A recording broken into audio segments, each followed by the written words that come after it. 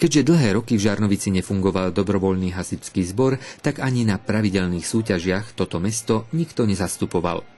Ľady sa prelomili a sami hasiči zorganizovali na pôde mesta takúto súťaž o pohár primátora mesta Žarnovica. Takže toto je súťaž dobrovoľných hasičských družstiev z okolitých obcí a dedín, miest, vlastne na ktorej sa preteká útokmi, hasičskými útokmi. No a jedná sa o pohár primátora mesta Žarnovica, ktorý sme sa vlastne my ako dobrovoľný hasičský zbor rozhodli zorganizovať po pár rokov. Súťaže sa zúčastnili muži, ale aj ženy z Hrabičova, Brehov, Kopaníc, Lovčí, Kozároviec, Horných Hámrov či Žarnovice. Počasie organizátorom vyšlo a tak prilákalo nielen rodinných príslušníkov súťažiacich, ale aj divákov. No lebo sú tu obidve moje deti za Lovču súťažia. Prezrate nám, prečo chodíte vlastne na takéto súťaže? Pretože som 33 rokov robil hasiča.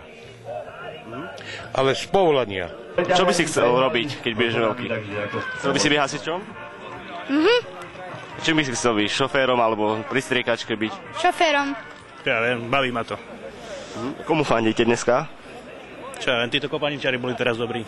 Aj tu sa potvrdilo, že nezáleží na tom, z akej dediny či mesta a s akou výbavou družstva súťažia, ale ide o dlhoročný tréning a tak trochu aj o kus šťastia.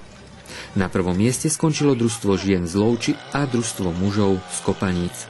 Žarnovica sa ocitla v tabuľke až na 4. mieste. No my sme momentálne pracovne tak vyčerpaní, že už sa nejak ani nepripravujeme. Beháme už nejaký 5. rok, takže tá príprava je prakticky na súťaži a hneď aj po tejto súťaži odchádzame na ďalšiu súťaž ešte za Nitru do Branču a ešte na jednu súťaž nočnú, ktorá bude za Bánovcami nad Bebravou v obci Šíšov. Takže to je naša príprava, sú súťaže momentálne. Sobotné dopoludnie spestrovali aj sprievodné akcie ako kýblovačka či preťahovanie lanom.